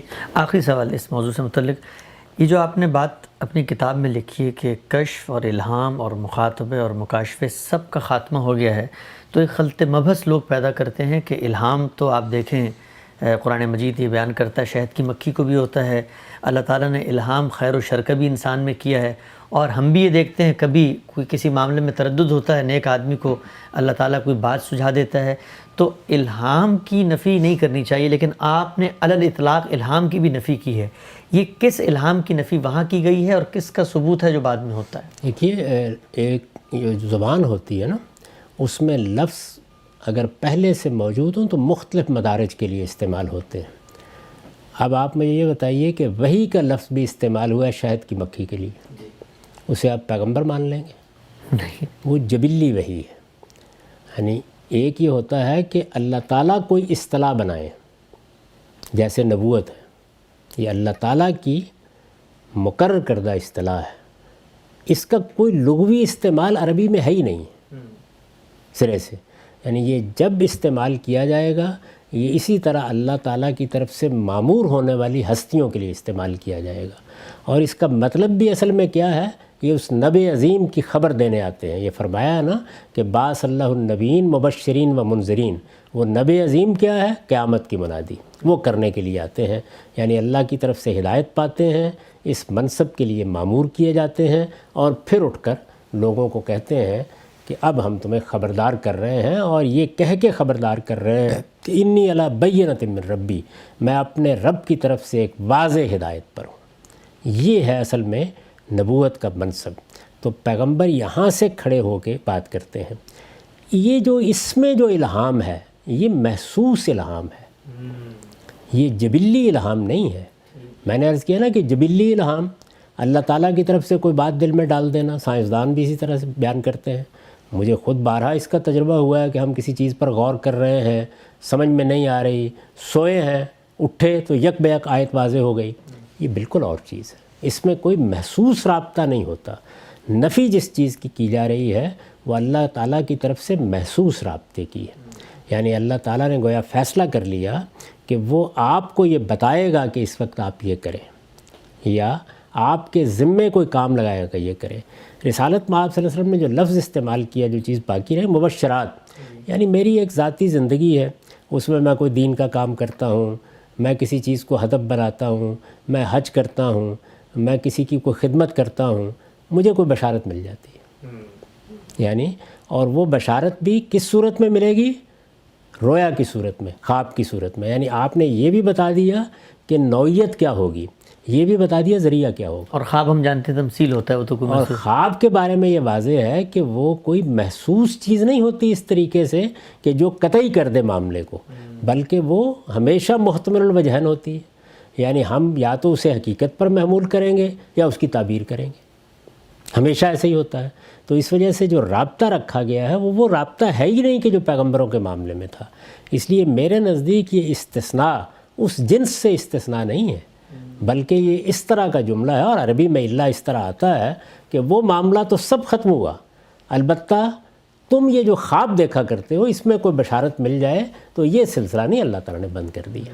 یہ یوں نہیں ہے کہ نبوت اصل میں اس چیز کا نام تھا. پیغمبروں کو بھی خواب آتے ہیں، لیکن وہ انسانوں کے اور پیغمبروں کے درمیان ایک مشترک چیز ہے، اس فرق کے ساتھ کہ ہمارے خواب تو نفس کی ملامت بھی ہوتے ہیں اور اس کی برانگیختگی بھی ہوتے ہیں اور اس پر گزرنے والے احوال بھی ہوتے ہیں. لیکن پیغمبروں کے جو رویا ہیں یا ان کے جو خواب ہیں وہ کفل کے صبح ہوتے ہیں، یعنی وہ بالکل واضح ہوتے ہیں، اللہ کی ہدایت ہوتے ہیں. تو چونکہ میڈیم مشترک تھا تو اس لیے فرمایا کہ جو عام انسانوں کو خواب آتے ہیں ان میں کوئی بشارت اگر مل جائے تو الگ بات ہے، باقی ہر سلسلہ بالکل ختم کر دیا گیا ہے. اس طرح یہ بات بیان فرمائی ہے. ایک آخری بس ایک کنکلوڈنگ ریمارکس لینا چاہتا ہوں. تو ہمارے ہاں یہ بات طے ہے بطور مسلمان کہ اگر ہمیں اللہ کی طرف سے کوئی خواب میں بھی بشارت ملتی ہے تو وہ بشارت پہلے تو تمثیل کی صورت میں ہوگی، اس کی میں انٹرپریٹیشن کروں گا، لیکن جو شریعت کے احکامات ہیں، جو قرآن مجید میں لکھ دیا گیا ہے، جو سنت میں جاری ہے، میں اپنے خواب کی کچھ بھی انٹرپریٹیشن کروں، شریعت میں کوئی تبدیلی میں اس سے لازم نہیں کر سکتا. دیکھیے بات یہ ہے کہ خدا کی ہدایت یہ تو آپ کو وہاں سے ملنی نہیں ہے.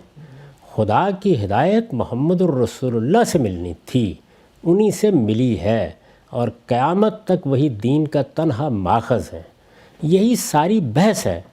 یعنی مجھے جو اپنی پوری 35-40 سال کی زندگی میں بحث کرنی پڑی ہے وہ حقیقت میں ہے ہی یہی کہ آپ دین کہاں سے لیں گے. کیا دین کسی باطنی عمل سے مل جائے گا؟ کیا میں دین ملا اعلیٰ سے خود رابطہ پیدا کر کے لے لوں گا؟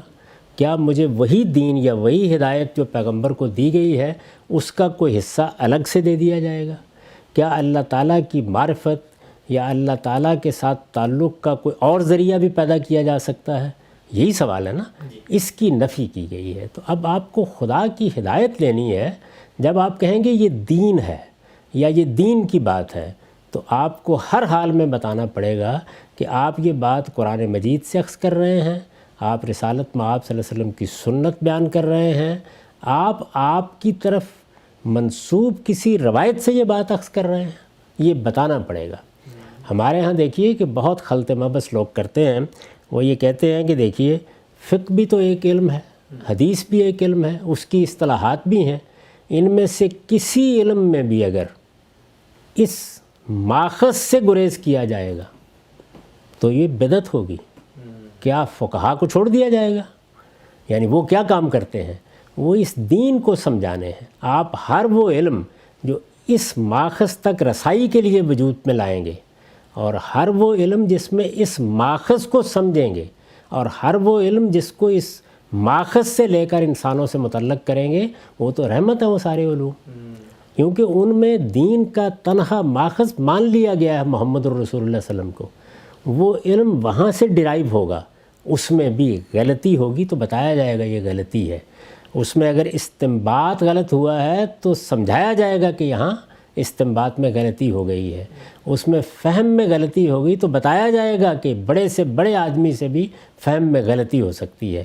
کیسے بتایا جائے گا؟ وہ اصل متن موجود ہے، وہ اس کو قبول نہیں کرتا۔ اور اگر کوئی آدمی اصل متن کو چھوڑ کر اپنی طرف سے کوئی بات کہے، اپنی طرف سے، تو وہ بدعت ہوگی۔ اسی وجہ سے رسالت مآب صلی اللہ علیہ وسلم نے متنبع کیا، یہ بتایا۔ پہلے قرآن نے جو سورہ اعراف میں بیان کیا کہ جرائم کیا ہیں، تو وہاں یہ کہا کہ 5واں بڑا جرم یہ ہے کہ وَأَن تَقُولُوا عَلَى اللَّهِ مَا لَا تَعْلَمُونَ، اللہ کی نسبت سے تم وہ بات کرو جو اللہ نے تمہیں نہیں بتائی۔ تو ظاہر ہے کہ اللہ کی طرف سے اگر وہ بات ہے تو پھر آپ کو دلیل دینی پڑے گی، قرآن کی دلیل دینی پڑے گی، کیونکہ اللہ کی طرف سے بات اور دین کی بات وہ تو وہیں سے آئے گی، اس کا دروازہ ہی ایک رہ گیا ہے۔ آپ وہاں سے داخل ہوں اور آ جائیں تو میں نے عرض کیا کہ غلطی مجھ سے بھی ہو جائے گی، غلطی ابو حنیفہ سے بھی ہو جائے گی، غلطی شافعی و مالک سے بھی ہو جائے گی، وہ اصول کی غلطی بھی ہو جائے گی، وہ اپروچ کی غلطی بھی ہو جائے گی، وہ جزوی غلطی بھی ہو جائے گی۔ غلطی کو ہم غلطی کہیں گے، لیکن جس وقت وہ اس کو ایک طرف رکھ کے اپنی بات کریں گے، یعنی استدلال نہ قرآن سے کیا جا رہا ہے، نہ سنت سے کیا جا رہا ہے، نہ کسی روایت سے کیا جا رہا ہے، اب وہ کیا چیز ہے؟ اگر آپ اس کو دین کہیں گے، دین کی حقیقت کہیں گے، تو وہ دین کی حقیقت یا دین کی حیثیت سے قبول نہیں ہوگی۔ چنانچہ ایسے نہیں ہے کہ فقہ ساری کی ساری وہاں بدعت پیدا ہو جائے گی تو کہا جائے گا بدعت ہے۔ آپ دیکھیں کہ ہمارے ہاں ایک پورا گروہ ہے جس نے امامت کا ایک تصور پیدا کیا، اس تصور کو ابتداء کہا جاتا ہے۔ کیوں کہا جاتا ہے؟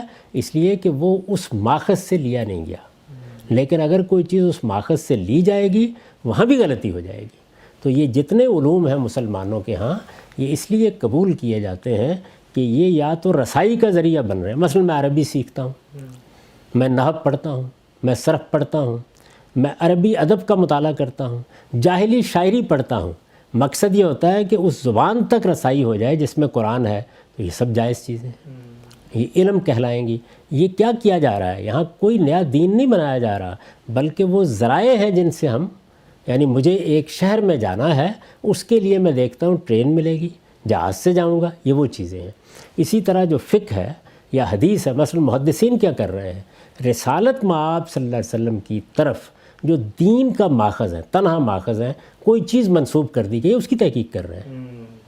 یعنی وہ اپنی طرف سے کوئی دین نہیں بنا رہے، بلکہ جو چیز لوگوں نے آپ کی نسبت سے بیان کر دی ہے وہ تاریخی ریکارڈ ہے جس کو کھنگال رہے ہیں، جس کی جانچ پرکھ کر رہے ہیں۔ اچھا مجھے یہ بتائیے کہ حضور کی نسبت سے وہاں کوئی بات کہہ دی جائے اور معلوم ہو جائے کہ یہ بات رسالت مآب صلی اللہ علیہ وسلم کی نسبت سے ٹھیک نہیں کہی گئی، اس میں جھوٹ بولا گیا ہے، تو اس روایت کو قبول کیا جاتا ہے؟ نہیں، وہ موضوع قرار دے کے اٹھا کے پھینک دی جاتی ہے کہ گھڑی ہوئی ہے یہ بات۔ تو اس میں بھی ایک ایک چیز کا اسی طرح جائزہ لیا جاتا ہے۔ اب اگر کوئی ایسا علم آپ لے کے آ جائیں کہ جو اپنے اصول، مبادی، اپنی تفصیلات، اپنے مقاصد، ہر لحاظ سے دین کے مقابل میں ایک پورا نظام فکر ہو، تو اس کو قبول کر لیا جائے گا۔ وہ سارا کا سارا بدعت ہے۔ اسی چیز کو میں نے تعبیر کیا تھا متوازی دین سے، یعنی آپ اصول، مبادی، ہر چیز کے لحاظ سے ایک نئی دنیا پیدا کر دیتے ہیں۔ ایک علم باطن ہے جس کو آپ نے ایک پورے ادارے کے طور پر ڈیولپ کر دیا۔ اس کے اصول الگ، اس کے مبادی الگ، اس کی تفصیلات الگ، اس کے مقاصد الگ۔ یہ بحثیت مجموعی پورا کا پورا معاملہ ہی اس راستے سے ہٹ کر اختیار کیا گیا ہے جو فقہاء اختیار کرتے ہیں، محدثین اختیار کرتے ہیں، یا دین کے علوم میں جو علوم ہم نے ایجاد کیے ہیں۔ میں نے عرض کیا کہ وہ یہی ہوں گے، یعنی یا رسائی کا ذریعہ بن رہا ہوگا کوئی علم، اور یا فہم کا ذریعہ بن رہا ہوگا کوئی علم، اور یا اطلاق کا ذریعہ بن رہا ہوگا۔ یعنی میرے دین میں کوئی بات کہی گئی ہے، وہ اب ظاہر ہے کہ انسانوں سے متعلق ہونی ہے تو کر کے دکھانا ہے کیسے متعلق ہوگی۔ تو اسی چیز کے لیے اجتہاد کا لفظ بولا جاتا ہے، اسی کے لیے فقہ کا علم وجود میں آتا ہے۔ یہ سارے کے سارے علوم اس دائرے میں ہیں۔ پھر عرض کر دوں کہ غلطی ان میں بھی ہوتی ہے، اور اگر وہ بھی اپنے کسی جزو میں انحراف کریں گے تو اس کو بدعت قرار دیا جائے گا۔ یہ بدعت جزوی ہوتی ہے تو اس بات کو بدعت کہا جاتا ہے، اور یہ بات اگر بحثیت مجموعی پوری کی پوری ہو، یعنی ایک پورا تصور، پورا نظام فکر ہی دین کے مقاصد، دین کے اصول، دین کے ماخذ سے ہٹ کے بنا دیا جائے، اور پھر اس میں ذریعہ علم بھی مختلف ہو جائے. یعنی وہ ذریعہ علم قرآن نہیں ہے، وہ ذریعہ علم حدیث نہیں ہے، وہ ذریعہ علم سنت نہیں ہے، وہ ذریعہ علم خود اس علم کے پیدا کرنے والوں کا خدا سے رابطہ ہے کسی بھی سطح کے اوپر. تو پھر ظاہر ہے کہ صورتحال ہی بالکل متوازی ہو گئی. یعنی ادھر پیغمبر کھڑا ہے، اس سے کوئی چیز صادر ہوتی ہے، وہ ظاہر ہے کہ یا قرآن میں ہوگی یا سنت میں ہوگی یا کسی روایت میں ہوگی، اس سے چیز اخذ کی جا رہی ہے. اور دوسری صورت کیا ہے کہ آپ سیدھے چلے گئے اور آپ کہتے ہیں کہ میں خدا سے اخذ کر رہا ہوں. یہ کسی بھی درجے میں آپ اخذ کریں گے، یعنی حکم لیں گے تو پھر تو آخری درجے میں انحراف ہو گیا. لیکن آپ کہتے ہیں میں نے معرفت لے لی، آپ کہتے ہیں میں نے کائنات کے نظام کو سمجھ لیا، آپ کہتے ہیں کہ میں نے توحید کی کوئی حقیقت پا لی یا اس کی یہ چیز مجھ پر واضح ہو گئی. یہ جو ماخذ ہے آپ کے علم کا، جب وہ پیرالل کھڑا ہو گیا ہے تو پھر پیرالل ہی کو اردو میں متوازی کہتے ہیں. ٹھیک ہے سر. اچھا ہم صاحب، اگلا جو سوال ہے وہ ایک موضوع جس پر آپ نے بات بھی کی. آپ کا ایک آرٹیکل ہے 1993 میں شائع ہوا، آپ کی کتاب کے اندر موجود ہے، اسلام اور تصوف کے زیر عنوان. میں چاہتا ہوں کہ دو پہلوؤں سے اپنے سوال کو آپ کے سامنے رکھوں. پہلا پہلو یہ ہے کہ ہمارے جو صوفیاء کرام ہیں، ان کی کتابیں ہم پڑھتے ہیں، بڑا بکھرا ہوا، بڑا پھیلا ہوا لٹریچر ہے ان کا، سینکڑوں کی تعداد میں بڑے صوفیاء گزرے ہیں، کتابیں ہیں ان کی، لٹریچر ہزاروں صفحات ہیں. یہ بات تو آپ کی سمجھ میں آتی ہے ایک طالب علم کو کہ جب آپ ان کی کتابوں میں سے کوئی چیز کہیں سے لیں تو اس پہ کافی زیادہ اشکالات، اور یہ اشکال آپ نے پہلی دفعہ نہیں رکھا، امام ابن تیمیہ نے، ابن قیم نے، ایک پوری روایت ہے امت میں جنہوں نے صوفیاء کے افکار پہ نقد کیا ہے. یہ سوال لوگ پوچھتے ہیں کہ انہی صوفیاء کی کتابوں میں اگر آپ اور جگہوں پہ دیکھیں جا کر تو وہ تو یہ بات کر رہے ہوں گے کہ رسول صلی اللہ علیہ وسلم کی اطاعت ہی کرنی چاہیے، آپ ہی کی شریعت کی پیروی ہوگی. تو ان باتوں کی روشنی میں ان کی جو یہ اس طرح کی باتیں ہیں، ان کو تفرد کہہ کر، ان کو وجد یا حال کی کیفیت میں نکلے ہوئے کو الفاظ کہہ کر کوئی توجیہ کر کے بندہ خاموشی اختیار کر لے تو بہتر ہے. آپ نے ایک علمی طریقہ اپنایا ان پر نقد کا. سوال میرا آپ سے یہ ہے کہ کیا کوئی توجیہ کر کے صرف نظر نہیں کیا جا سکتا تھا؟ ایک بات. اور دوسری بات کو بھی واضح کر دیجیے گا، ٹائم بھی ہمارے پاس کم ہے، کہ اس کے باوجود کہ آپ ان پر تنقید کرتے ہیں، آپ کا ایک منہج فکر ہے ان پہ تنقید کا، وہ لکھا ہوا ہے آپ نے کتاب میں، لیکن ان کی شخصیت، ان کا ایک انسانیت کی سطح پہ کنٹریبیوشن، وہ کتنے پاک باز اور ستودہ صفات لوگ تھے، ان کے بارے میں کوئی آپ کے دل میں استخفاف، کوئی ان کی تحقیر، کوئی ان کی تنقیص، کوئی اس طرح کا کوئی رویہ، یہ بات تو نہیں ہے نا؟ استغفر اللہ. میں ان سب لوگوں کو جن کے میں نے وہاں حوالے دیے ہیں علم کے اساتین سمجھتا ہوں، ان کی بڑی عزت کرتا ہوں. کبھی میرے وہم و گمان میں بھی نہیں آیا کہ میں ان کے ایمان کے بارے میں کوئی تبصرہ کروں. میرے پورے مضمون میں آپ دیکھ لیجئے ان کا ذکر نہایت عزت کے ساتھ کیا گیا ہے. میرا یہ طریقہ نہیں ہے. دیکھیے میں فقہا پر بھی بعض اوقات تنقید کرتا ہوں، میں کسی محدث کی تحقیق پر بھی تنقید کرتا ہوں. تنقید تو علم کو آگے بڑھانے کا ذریعہ ہوتی ہے، لیکن یہ کہ میں کسی کا شخصی لحاظ سے استخفاف کروں. جن لوگوں کا وہاں ذکر کیا گیا ہے، وہ امام غزالی ہوں، وہ شیخ اکبر محی الدین ابن عربی ہوں، وہ شاہ اسماعیل شہید ہوں، ان کی خدمات، ان کا کام، ان کی شخصیت، یہ ہماری امت کی علمی میراث ہے. اس کی اسی طرح عزت ہونی چاہیے، یہ زیر بحث نہیں. لیکن جس وقت کوئی فقیہ ہو، کوئی محدث ہو، کوئی عالم ہو، وہ دین پر گفتگو کرے گا تو جو گفتگو اس نے کی ہے اس کا جائزہ لیا جائے گا. یعنی اس میں آپ اس کی شخصیت نہیں دیکھیں گے. نہ شخصیت پر کبھی کوئی فتویٰ لگانا یا اس کے کفر و ایمان کا فیصلہ کرنا میرے پیش نظر رہا ہے. میں نے کوئی یہ نہیں کیا کہ مجھے شیخ اکبر کے بارے میں کوئی فتویٰ دینا ہے یا امام غزالی کے بارے میں کوئی فتویٰ دینا ہے. یہ تو میرا مزاج ہی نہیں ہے، اس سے مجھے کیا دلچسپی ہے. لیکن جس وقت میں دین پر کام کروں گا تو میں یہ بتاؤں گا کہ دین میں کیا چیز ہے کہ جو قابل قبول ہوگی، کیا چیز ہے جو دین کے دائرے کے اندر ہے لیکن میں اس سے اختلاف کر رہا ہوں. تو اس میں دیکھیے کئی سطحیں ہوتی ہیں اختلاف کی. مثلا آپ کو جزوی اختلاف ہوتا ہے. اب ہمارے تمام فقہا بدکاری کی سزا کو جس طرح سے بیان کرتے ہیں، میں نے اس سے اختلاف کر دیا. ٹھیک یہ ہے نا. اس کا مطلب یہ ہے کہ میں ان جلیل القدر اہل علم کے معاملے میں یہ کہہ رہا ہوں کہ وہ دین کے علم کے اساتین نہیں ہیں، ان کی یہ غیر معمولی حیثیت ہے جس کے بارے میں میں کوئی استخفاف کا طریقہ اختیار کر رہا ہوں؟ الیاذ باللہ، یہ میں کیسے کر سکتا ہوں؟ اصل میں تو یہ لوگ ہیں کہ جن کی قائم کردہ روایت ہم تک دین پہنچانے کا ذریعہ بنتی ہے۔ میں تو اپنے معاصرین میں سے کسی صاحب علم کے بارے میں استخفاف کا ایک جملہ کہنا بھی یہ ایک گناہ سمجھتا ہوں۔ اس لیے اس کا تو کوئی سوال ہی نہیں ہے، نہ کسی صاحب علم پر کوئی منفی تبصرہ کرنا مقصود ہے، نہ اس پر کوئی فتویٰ لگانا مقصود ہے، نہ اس میں کوئی اس کو گمراہ قرار دینا مقصود ہے۔ بات زیر بحث ہے، میرے ہاں کبھی بھی فرد زیر بحث نہیں آتا، بات زیر بحث ہے۔ وہ بات ابو حنیفہ کی ہے، وہ بات امام شافعی کی ہے، وہ بات امام مالک کی ہے، بات ٹھیک نہیں ہے۔ مثال کے طور پر ایک روایت بیان کرتے ہیں امام بخاری، تو جب ہم امام بخاری کی کسی روایت پر علمی تنقید کرتے ہیں تو یہ علمی تنقید ہوتی ہے، اس پر کی جاتی ہے۔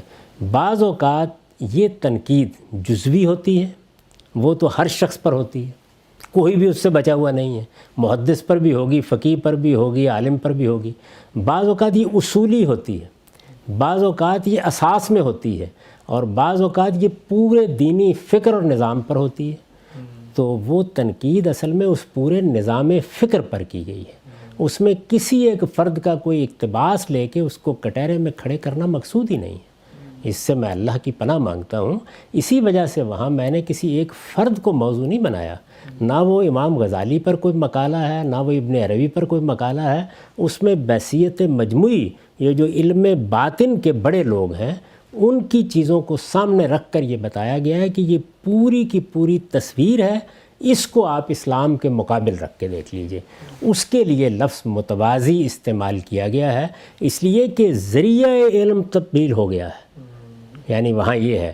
تو کوئی آدمی تنقید کر کے کہہ سکتا ہے کہ ذریعہ علم تبدیل نہیں ہوا، یا اسی سے استدلال کیا جا رہا ہے، لیکن آپ اس وقت بھی جتنی بحثیں کی گئی ہیں ان کو پڑھیے اور اس کے بعد بتائیے کہ توحید وجودی قرآن مجید کی کسی آیت سے استنباط کی گئی ہے، تو یہ انکشاف اس وقت اتنا بڑا انکشاف ہوگا کہ آپ ذرا اس کا اعلان فرمائیے۔ کسی ناقد نے یہ جسارت کی ہے کہ وہ یہ کہے کہ قرآن یہاں پر توحید کی یہ تعریف کر رہا تھا، یا اس کو توحید کے ایک درجے کے طور پر بیان کر رہا تھا، اس کا کوئی سوال نہیں۔ اسی طریقے سے رسول اللہ صلی اللہ علیہ وسلم کے سوا بھی کوئی ذریعہ ہو سکتا ہے معرفت حاصل کرنے کا، اس کی نفی کی گئی ہے۔ تو یہ دونوں چیزیں بڑی بنیادی حیثیت رکھتی ہیں۔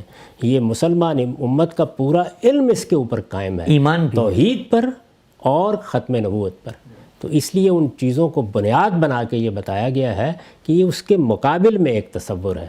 اب اس کے ساتھ ان لوگوں کی بہت خدمات ہیں، وہ نحو کے عالم ہوں گے، وہ صرف کے عالم ہوں گے، وہ بلاغت کے عالم ہوں گے، وہ علم کلام کے عالم ہوں گے، ان کی اس حیثیت کو سر آنکھوں پر رکھیں گے، ان کی عزت کریں گے، اور یہ کہ ان کا کوئی کفر و ایمان کا فیصلہ ہم کریں گے، الیاذ باللہ، اس کا تو کوئی سوال ہی نہیں ہے۔ نظریے پر گفتگو کی جائے گی اور اس میں کسی کا بھی لحاظ نہیں ہوگا۔ امام صاحب، ہمارے پروگرام کا وقت ختم ہوتا ہے، انشاءاللہ بہت کل حاضر ہوں گے میزان کے درس کے ساتھ۔ بہت شکریہ آپ کے وقت کا۔ بہت شکریہ۔